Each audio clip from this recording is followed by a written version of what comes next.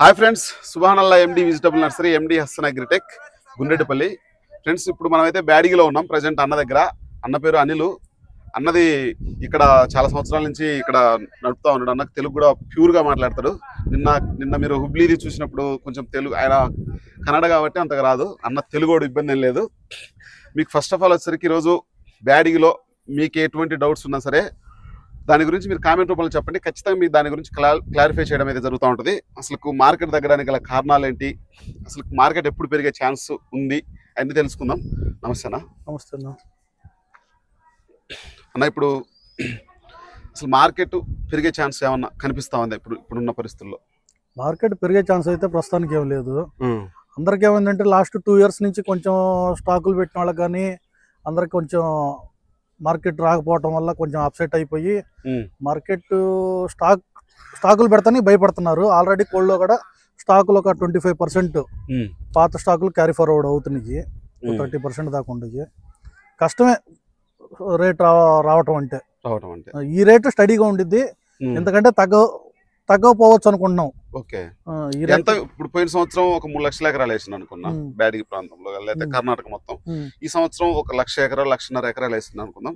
విస్తీర్ణం తగ్గింది కదా. తగ్గినప్పుడు అసలు మార్కెట్ అనేది ఎక్కడ కూడా స్పీడప్ అనేది కనిపించట్లే. పోయిన సంవత్సరం నాకు తెలిసేటప్పుడు నేను వచ్చిన ప్రాంతంలో 4 లక్షల బస్తాలు 3 లక్షల బస్తాలు వచ్చిన పరిస్థితులు కూడా కనిపించినాయి. ఈ సంవత్సరం 1,50,000 2 లక్షల లోపే కనిపిస్తా ఉన్నాయి. అది నాకు తెలిసినంత వరకు మీకు ప్రతి సంవత్సరం ఎన్ని సంవత్సరాల నుంచి మీరు బిజినెస్ చేస్తున్నా 1,00,000 1,50,000 2 లక్షల లోపు వస్తూ ఉంటాయి. కానీ స్టాకులు ఏసీలో ఎక్కువ ఉన్నాయనే ప్రభావం అనేది చూపిస్తుందా? అంటే మీరు పొలాల్లోకి వెళ్ళి చూసింటారు కదా, అంటే విస్తీర్ణం అనేది ఏ విధంగా ఉంది? మీరు ఇప్పుడు విస్తీర్ణము లాస్ట్ ఇయర్ లెక్కలో చూస్తే విస్తీర్ణం తగ్గింది. ఒక లాస్ట్ ఇయర్ కి ఈ సంవత్సరానికి చూస్తే లాస్ట్ ఇయర్ కి ఇప్పటికి ఒక 70% పంట, 30% పంట తగ్గింది.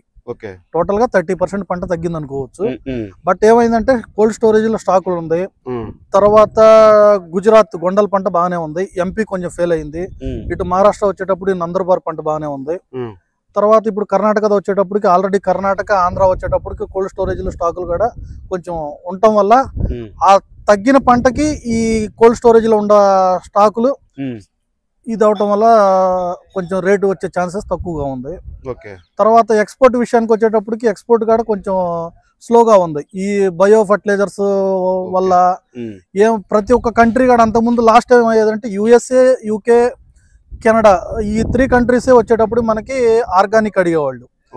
ఇప్పుడు ఈ లాస్ట్ ఇయర్ నుంచి ఏమైందంటే ఎక్కువ తక్కువ అన్ని అరబ్ కంట్రీస్ వచ్చేటప్పుడు వాళ్ళు కూడా ఫుడ్ కి మెయిన్ ప్రిఫరెన్స్ ఇవ్వటం వల్ల మన దగ్గర 2043 కానీ డబ్బీ కానీ లేకపోతే కడ్డీ కానీ, డబ్బీ కడ్డీ మసాలా ఐటమ్కే వద్దు కదా. ఏ దేశాలకు ఎక్కువ వద్దన్న మసాలా ఐటమ్? ఇప్పుడు అవి మసాలా ఐటమ్స్ అనుకునేది ఏంటంటే మీరు డబ్బీ కడ్డీ వచ్చేటప్పటికి మేజర్ గా చిల్లీ పౌడర్ లో కలర్ పర్పస్ వాడతారనమాట. ఆ ఫ్లేవర్ గానీ అది టేస్ట్ బాగుండిద్ది. అది పికిల్స్ గానీ దీనికి వాడతారు. ఇది వచ్చేటప్పటికి US, UK, కెనడా ఈ 3 కంట్రీస్ ఎక్కువగా వెళ్తుంది. ఇది డబ్బీ గానీ కడ్డీది చిల్లీ పౌడర్ రూపంలో వెళ్ళింది ఇది. తర్వాత మనకి 5531 వచ్చేటప్పటికి రా మెటీరియల్ చిల్లీ రూపంలో 5531 ఎక్స్పోర్ట్ అయ్యింది అనమాట. ఇవన్నీ 5531 కానీ ఈ 2043 కానీ ఈ సిజెంటా కంపెనీకి క్వాలిటీలు బాగానే ఉంటున్నాయి. కంపెనీ వైజ్ గా సీడ్ కానీ ఫార్మర్ కానీ బాగానే ఉంది, ఇటు ట్రేడర్స్ కానీ అంతా. బట్ ఈ ఫార్మర్స్ ఏం చేస్తున్నారంటే దానికి ఫర్టిలైజర్స్ ఎక్కువగా వాడటం వల్ల మనకి ల్యాబ్ టెస్ట్లో వచ్చేటప్పటికి కొంచెం ఇబ్బంది అయ్యి. ల్యాబ్ టెస్ట్లు అంటే మీరు చూసింటారు కదా, ల్యాబ్ టెస్ట్ లో పలానా ఇప్పుడు క్యూరోక్రాన్ వాడితే ప్రాబ్లమ్, లేకపోతే రోగర్ వాడితే ప్రాబ్లమ్, అంటే మనకి 1435 లేకపోతే DAP వాడడం వల్ల ప్రాబ్లమ్. కరెక్ట్. ఇప్పుడు మీరు చెప్పిన ప్రకారంగా ఏ మందు వాడారని చెప్పి మనకి ఫార్మర్ ల్యాబ్ లో రాదు కదా.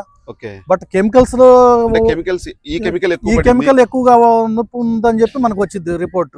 భయం ఉందా లేకపోతే అది ఏదన్నదో రాదు కదా. మామూలు మందా అనేది రాదు. అట్లా మంచి కంపెనీ అనేది ఏం లేదు, అది తెలియదు. అట్లా మంచి కంపెనీలు ఉంటాయి, ఆర్గానిక్ కంపెనీస్ ఉంటాయి. ఆ కంపెనీలను వాడాలి ఫార్మర్స్. బట్ వాళ్ళకి ఇంకా ఫార్మర్స్ కొంచెం ఇంప్రూవ్మెంట్ అవ్వాలి. ఇంకా గవర్నమెంట్ దాని ఆర్గానిక్ రూపంలో వాళ్ళ మిర్చికి మెయిన్ ఎఫెక్ట్ ఇప్పుడు ఏంటంటే బయోనే మెయిన్ ఎఫెక్ట్. ఈ బయో నుంచి ఫార్మర్స్ ఎప్పుడు బయటకు వస్తారో అప్పుడు ఆల్ ఓవర్ మిర్చికి ఎగుమతులు పెరుగుతాయి, అంతా బాగుండిద్ది. మనకి మెయిన్ చైనాది పెద్ద ఎఫెక్ట్ అయింది. చైనా పంటది వాళ్ళు అన్ని కంట్రీస్కి వచ్చేటప్పుడు వాళ్ళు మాకంటే కూడా తక్కువ రేటుకి, అరబ్ కంట్రీస్ కి తక్కువ రేటుకి చిల్లీ పౌడర్ ఇస్తున్నారు. వాళ్ళు ఇచ్చిన రేటుకి మేము ఇవ్వలేకపోతున్నాము. ఇచ్చినా కూడా మన పాస్ కావట్లే కొన్ని. కారణం ఏంటంటే ఈ బయోల వల్లే. బయో మందుల నుంచి బయటకి ఎప్పుడైతే ఫార్మర్ రాగలుగుతాడో అప్పుడే మిర్చికి మంచి భవిష్యత్తు ఉండే అవకాశం ఉంది. ఇప్పుడున్న పరిస్థితుల్లో రైతు ఏసీలో పెడితే మంచిగా ఉండే అవకాశం ఉంటుందన్న ఇప్పుడున్న పరిస్థితుల్లో? అది ఏసీలో పెట్టడం మంచిగా అంటే ఏసీ ఇప్పుడు ఆల్రెడీ 5531 వచ్చేటప్పటికి 11,000 నుంచి 12,000 ఉంది. రేపు రైతు ఏసీలో పెట్టినా కూడా ఆ ఏసీ ఖర్చులు ఇంట్రెస్ట్లు ఇవన్నీ లెక్క చూసుకున్నా కూడా ఆయన బాగా అమ్మినా కూడా 13-13.5 అమ్మగాళ్ళు ఏమన్నా నా అనుభవం ప్రకారం అయితే ఆ ఖర్చులకి దానికి సరిపోతాయి. కానీ అంత ఇప్పుడున్న పరిస్థితుల్లో ఈ రేట్ అమ్ముకుంటే గిట్టుబాటు అవుతుందన్న రైతుకు? ఇప్పుడున్న పరిస్థితుల్లో రైతుకి 5531 బ్రహ్మాండం గిట్టుబాటు అయింది. నేను అనుకోవటం ఏంటంటే నా అంచనా ప్రకారం కొంతమంది ఫార్మర్స్ గ్రీన్ చిల్లీ కట్ చేసిన తర్వాత డ్రై చిల్లీయే 20 నుంచి 25-30 క్వింటాల్ ఈల్డింగ్ తీస్తున్నారు వాళ్ళు. అలాంటప్పుడు మరి వాళ్ళకి 11,000 12,000 యావరేజ్ లెక్కేసుకున్నా కూడా వాళ్ళకి బాగానే ఉండేది కదా, ఇబ్బంది లేదు. అంతకుముందు సంవత్సరం కదన్న 20-26 ఆ రేంజ్ లో అమ్మింది. ప్రతిసారి దాన్ని 20-26 రేంజ్ లో అమ్మింది. బేడకాయలు అమ్మారు, ఇది 2043 అమ్మారు. 5531 వచ్చేటప్పుడు లాస్ట్ ఇయర్ 15,000-16,000 కదా అమ్మింది. 23లో కూడా 16,000 ఎప్పుడు పోలేదు. అది 26,000 2043 పోయింది సిజెంటా కంపెనీది. 5531 వచ్చేటప్పుడు 15,000-16,000 ఈ రేంజ్ లో జరిగింది. బట్ 5531 ఎక్కువగా ఏం తగ్గల. ఈ మీకు మిర్చిలో రేట్లు డౌన్ అయ్యేది దేంట్లో అంటే ఓన్లీ ఈ బ్యాడిగ్ వెరైటీల్లోనే వెరిఫికేషన్ ఎక్కువగా ఉండిద్ది. స్టాకిస్టులకు కానీ ఎవరికైనా కొంచెం ఏదన్నా ప్రాబ్లం అయినా కానీ డబ్బులు లాస్ అవ్వటం అంటే ఈ బ్యాడిగ్ వెరైటీలోనే జరిగింది. హెవీ రేట్స్ ఉంటాయి, మళ్ళీ డౌన్ అయితే లో రేట్కి వస్తారు. సీడ్ వెరైటీ మన ఇప్పుడు గుంటూరు రకాల్లో ఏమైందంటే ఒక్కసారిగా మార్కెట్ తగ్గటాలు పెరగటాలు కొంచెం అంత ఎక్కువ ప్రాబ్లం ఉండదు. ఇది ఇప్పుడున్న ఏసీ సరుకు అనేది ఇప్పుడు 10,000 నుంచి 20,000 మాత్రమే అడుగుతా ఉన్నారు. కడ్డీ కానీ డబ్బి కానీ ఓన్లీ రెండే చూసుకుంటే.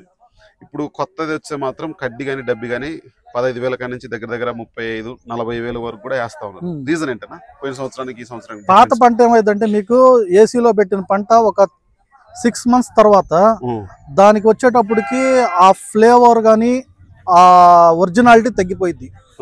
కలర్ ఆస్తా కానీ దాని టేస్ట్ ఆటోమేటిక్ టేస్ట్ తక్కువ ఉండిద్ది.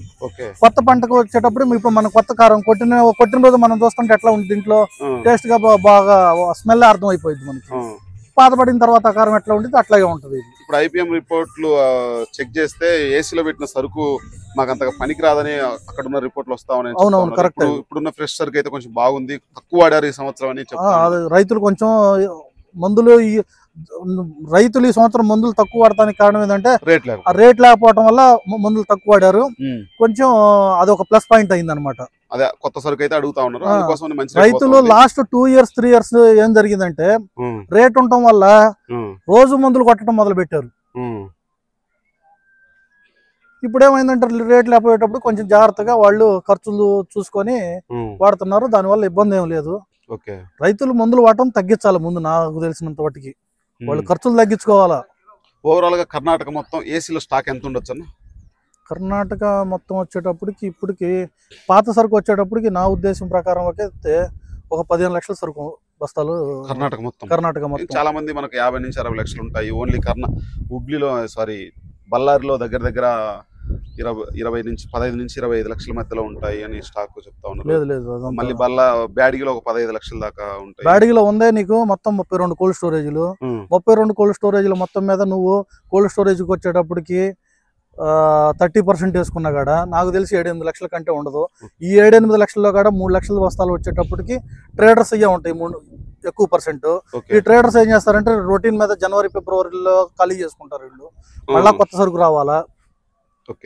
బేడగిలోది అంటూ ఇది రొటీన్ అనమాట. ఇది బేడగిలోది లెక్క చెప్పుకోవడానికి మనకి ఓన్లీ ఫార్మర్స్ అది స్టాక్ పర్పస్ అనుకోవడానికి లేదు. అది బళ్ళారిది కొంచెం స్టాక్ పర్పస్. హెవీగా నీ కర్ణాటకలో ఉన్న స్టాక్ వల్ల మెయిన్ బళ్ళారిలోనే ఉంది ఇప్పుడు క్యారీ ఫార్వర్డ్ స్టాక్ అంతా. ఆ స్టాక్ వల్ల మనకి పెద్దగా ఫరక్ ఏమి ఉండదు. ఫరక్ ఉంది. ఆ స్టాక్ వల్ల కూడా మరి రేట్ రాకపోవడానికి పాత స్టాక్ ఉంది కదా అని చెప్పి భయపడుతున్నారు అందరూ. ఆల్రెడీ ప్రతి ఒక్క స్టాక్ ఇష్ట దగ్గర ఏమైందంటే పాతయ్య వాడు 5,000 బస్తాలు 6,000 బస్తాలు కొని అమ్ముకోలేక రేట్లు తగ్గటం వల్ల వాడు ఫైనాన్స్ గా కొంచెం వీక్ అయ్యి మళ్ళా స్టాకులు పెట్టాలన్నా కూడా భయపడే పరిస్థితిలో ఉండాలి. అంటే ఇప్పుడు రేట్ పెరగకపోవడానికి కారణం ఏసీలో స్టాక్ ఎక్కువ ఉండడం వల్ల. అంటే ఇప్పుడు నాకు తెలిసినంత వరకు ప్రతి సంవత్సరం, అంటే నేను చాలా మందిని వెరిఫై చేస్తే మనకు చెప్పింది ఏంటంటే ప్రతి సంవత్సరం ఎప్పుడు చూసుకున్నా 10 నుంచి 15 లక్షలే ఎక్కువ, 7 నుంచి లేదంటే ఆ రేంజ్లో ఉంటున్నాయి. ఈ సంవత్సరం 50 నుంచి 60 లక్షల బస్తాలు కర్ణాటక, ఓన్లీ కర్ణాటకలోనే అంత స్టాక్ ఉండడం వల్ల రేట్ రాకపోవడానికి కారణం.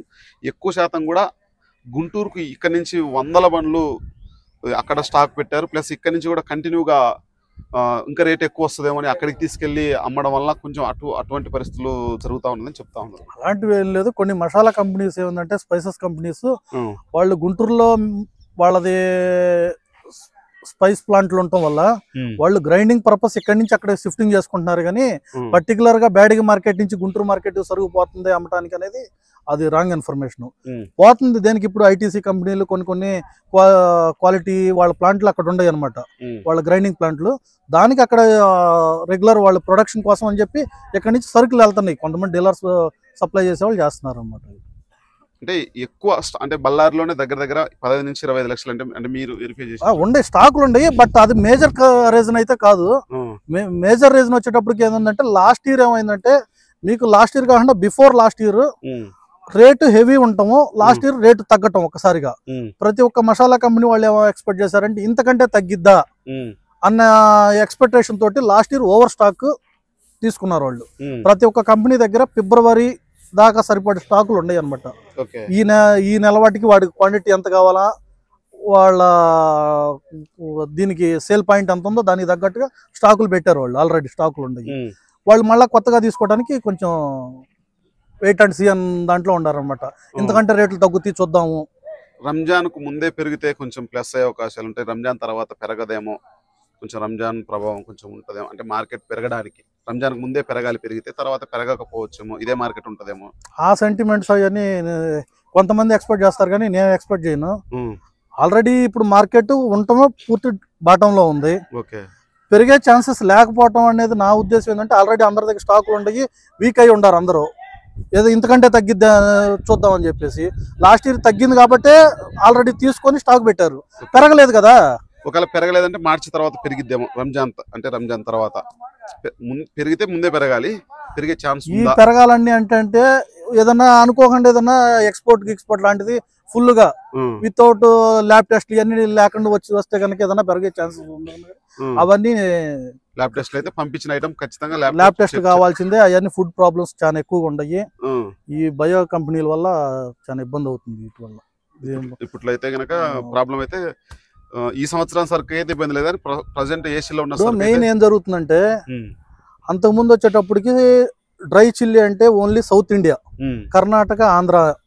ఇప్పుడు అలాంటిది మహారాష్ట్ర వచ్చింది, గుజరాత్ వచ్చింది, తర్వాత ఎంపీ, తర్వాత మనకి ఢిల్లీ చుట్టుపక్కల కొన్ని స్టేట్లలో కూడా ఆగ్రా సైడ్ కూడా లాస్ట్ ఇయర్ డ్రై చిల్లీ పండించారు.